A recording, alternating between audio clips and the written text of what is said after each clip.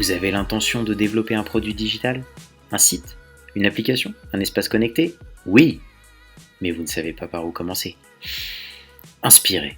Vous aider à vous repenser, à innover et à conduire le changement en douceur? C'est l'objectif de l'interview objective. Partez avec nous à la rencontre de professionnels qui ont surmonté ce défi. Découvrez comment ils ont conçu, designé et fait la promotion de leurs produits digitaux en interne comme en externe. Expirez, c'est parti.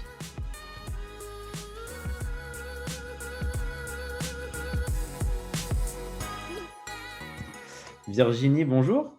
Bonjour. Merci de participer à l'interview objective. Est-ce que tu peux te présenter, s'il te plaît, pour les auditeurs? Oui, je suis donc Virginie Biron, je travaille, au groupe La Poste. Je suis responsable de l'expérience utilisateur dans, l'équipe de l'expérience client, à la branche service courrier. Donc voilà, La Poste, c'est très grand, donc j'ai essayé de faire clair. Heu, du coup, c'est un moyen pour moi de pouvoir explorer beaucoup de choses en termes d'expérience utilisateur. Parce que la branche service courrier, bah, ça touche beaucoup de services. Ouais, forcément, quand on a l'opportunité d'interagir avec pas mal de monde, c'est toujours sympa quand on travaille sur des sujets UX et justement, bah, avoir du monde, ça permet de mesurer, de manière, intéressante l'expérience et sur un produit digital. Et toi, sur tes projets, comment est-ce que tu mesures justement, l'expérience utilisateur, à la création d'un produit digital? Bah, donc nous, on travaille pas forcément que, sur, du de l'outil, on va aussi travailler sur du service et pour ça, on va utiliser des méthodologies, type, Lean UX, design thinking, et ça va nous permettre donc en fait, on va partir d'interviews utilisateurs, pour aller, bah, récolter leurs besoins, on va dire que ça, c'est le plus simple à faire. Mais à la Poste, on a aussi la chance d'avoir énormément de données, d'études qui sont faites, d'analyse aussi, d'outils d'analytics. On analyse aussi les verbatims, on a des NPS. Donc tout ça, c'est des données qui sont des données utilisateurs, clients, entre guillemets, qui sont très riches et dans lesquelles on va aller piocher des informations et recouper aussi avec bah, ce qu'on peut penser qui pourrait être bien avec l'utilisateur, pouvoir cadrer un petit peu dès le départ ce qu'on veut et ce qu'on veut faire, et puis ensuite d'aller valider tout ça auprès des utilisateurs et de s'assurer que, bah, on est bien dans les clous, par rapport à à leurs besoins et à ce qu'ils recherchent réellement pour un service ou pour une amélioration de service aujourd'hui. Ça, c'est vraiment top d'avoir ça. Nous, on travaille beaucoup avec des groupes et on n'a pas toujours cette récupération, cet historique sur les utilisateurs et c'est vraiment quelque chose de bien. On a certaines boîtes qui le font à travers des outils. Nous, par exemple, chez Limpide, toute notre partie benchmark, donc ça va un peu plus loin que l'utilisateur, mais toute la partie benchmark, on la centralise. Comme ça, si on a un projet tourisme, un projet banque, un projet assurance ou autre, on vient repiocher. Bien sûr, il y a des choses à mettre à jour, mais en tout cas, ça nous sert de base aussi, ça nous aide à bien travailler. Et justement, ça prépare aussi l'étape suivante, la définition de l'expérience. Mmh. Aujourd'hui, toi, sur tes projets, comment est-ce que tu définis et tu réponds aussi aux enjeux utilisateurs, aux enjeux business, aux enjeux stratégiques autour d'un projet que tu pourrais gérer? L'important, c'est, bah, pour moi, l'important, c'est vraiment de mettre les bonnes personnes autour de la table. Et du coup, on fait beaucoup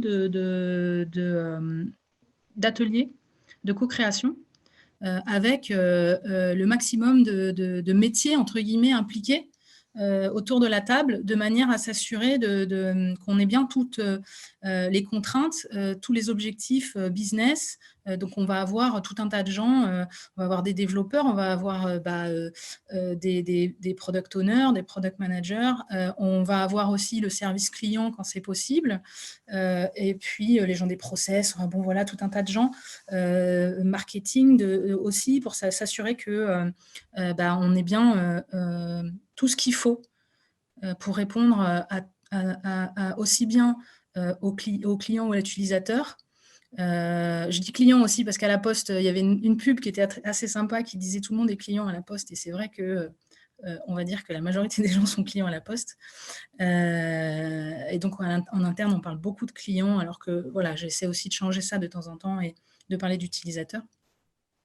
Et je disais quoi du coup? Oui, et donc ça nous permet de pouvoir lier et de s'assurer qu'on répond bien aux objectifs aussi bien business, marketing que à la stratégie du groupe aussi, et puis qu'à nos utilisateurs, bien sûr. C'est vrai que nous, on s'en rend compte hein, sur cette phase d'atelier et de co-construction. C'est très important d'avoir au-delà des objectifs business et tout ça qui sont logiques, mais d'avoir aussi toutes les parties prenantes d'un projet. Intégrer le mot que tu as dit, c'est les développeurs. Et ça, c'est très important. On le voit parfois, malheureusement, ils sont un peu laissés pour compte. Ils arrivent un peu en bout de projet après un prototype.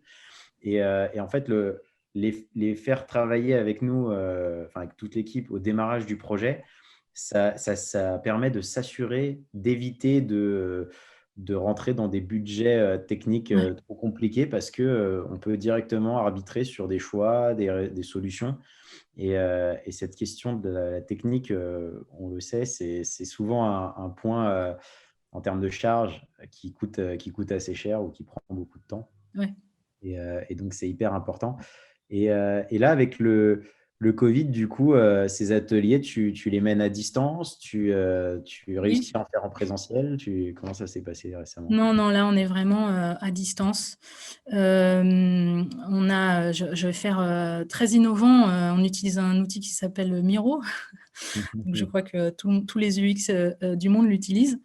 C'est vrai qu'il est très, très pratique. Et du coup, bien évidemment, ce que j'aime beaucoup en atelier, c'est le contact des gens, mais grâce à Miro, on arrive quand même on n'a pas ce contact physique, mais on arrive quand même à garder un petit peu ce partage et cet échange et cette liberté aussi d'expression, parce qu'on n'est pas seulement à la voix, on n'est pas seulement en conf call. Les gens peuvent préparer des petits post-it ou moi j'aime bien, ce qu'on aime bien faire aussi, c'est préparer des petits espaces de travail sur Miro, et puis les gens vont aller annoter des choses ou écrire des choses, et puis on les réutilisera après, on les réutilise après. Et du coup, on arrive différemment à s'adapter à cet outil, et c'est quand même très productif. Ouais, effectivement, nous, on l'utilise hein, évidemment. Et on avait un projet assez sympa avec le groupe Total où on avait des équipes un peu partout, réparties partout dans le monde et sur toutes les BU qui menaient des ateliers avec nous. Et en termes d'icebreaker, on avait demandé aux gens de faire un petit dessin. Et en fait, sur Miro, ça s'y porte bien parce qu'on peut mettre un emoji avec la souris et tout ça. Et ça permet justement de garder ce côté humain et ce lien dont tu parlais, même à distance. Donc ça, c'est vraiment un outil qui est sympa. Et en parlant d'outils, justement, la troisième question que j'aimerais te poser, c'est quels outils et méthodes est-ce que tu utilises lorsque tu designs l'expérience de ton produit? Alors, comme je disais, beaucoup de Linux, design thinking, donc pour designer, on va dire conceptualiser, et puis ensuite, pour faire du prototypage j'aime bien utiliser Adobe XD.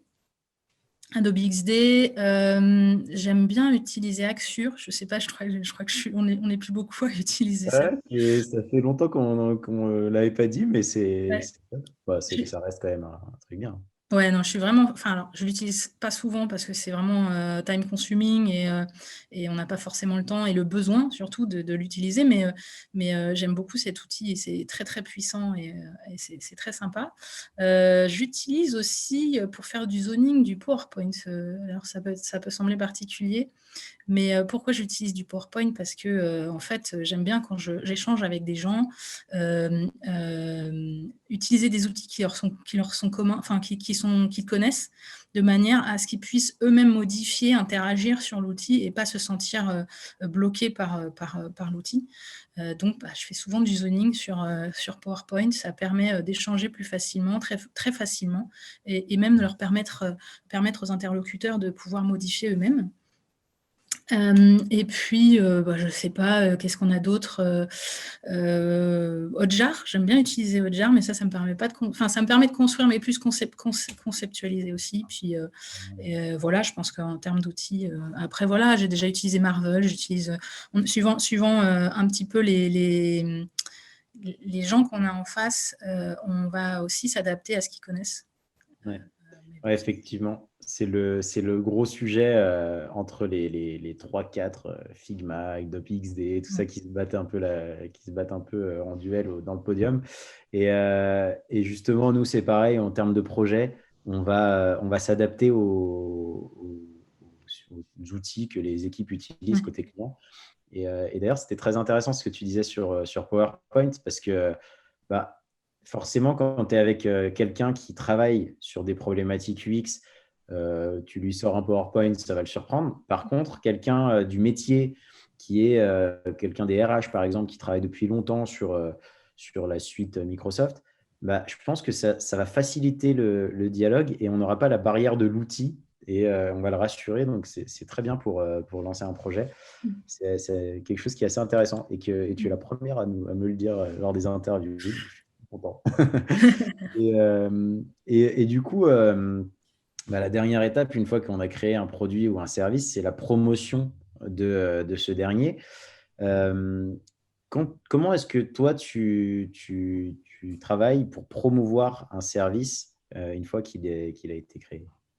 Alors c'est pas moi, c'est plus, un travail d'équipe sur ce coup-là, comme sur tous les autres coups d'ailleurs, mais voilà, c'est, vraiment une appropriation de l'outil ou du service par les forces de vente, par nos guichetiers, parce que la grande force de La Poste, c'est sa présence partout, ses points de vente, ses points d'accès, ses bureaux de poste, et du coup, c'est très, très important que les gens qui soient face à l'utilisateur final se soient appropriés l'outil ou le service et soient capables très naturellement de pouvoir l'expliquer et de pouvoir le vendre, entre guillemets, à nos utilisateurs finaux.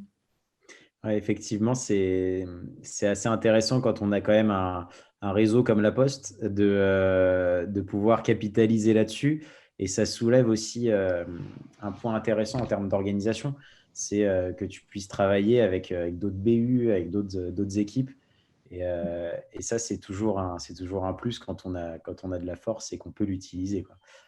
C'est sûr que c'est très, très avantageux pour nous et parfois même, enfin, pour le coup, des fois, on s'y perd un peu tellement c'est grand.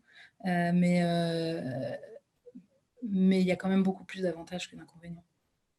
Ouais, ouais, forcément. Et c'est vrai que ça, c'est quelque chose qu'on a vu régulièrement. Nous, on travaille avec une filiale de La Poste qui est Pickup.